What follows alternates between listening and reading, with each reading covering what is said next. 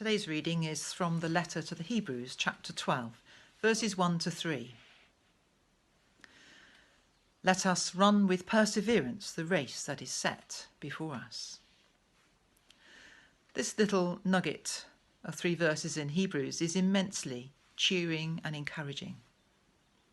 If you look back at the previous chapter, you can read 40 verses of examples of faith, working through all of biblical history and ending with a pretty devastating summary of persecution and suffering.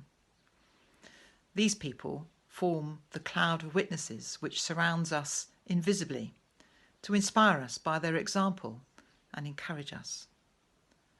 The writer concludes that whatever our own trials may be, whatever we are called to live through, we too can persevere as they did.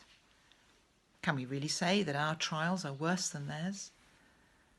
And ultimately, it is Jesus we look to, the greatest example of all, who endured even the cross and death and has reached the joy that is found in the presence of God. When I'm making pastoral phone calls to check how people are, it so often happens that they say, "There are so many worse off than me."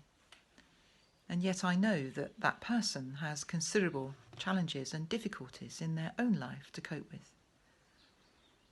Those who cope best are the ones who focus on the positive, however small that may be. Sunshine, perhaps, or birdsong, or the sight of spring flowers. And who focus not on their own difficulties, but on their blessings, and remembering the many who are worse off. This is good advice, psychologically as well as spiritually. This week, as we think about Jesus walking the way of the cross in the midst of the COVID-19 pandemic, I pray that the remembrance of his suffering and his perseverance may bring us all strength to go through trials that we really don't know how to bear or survive.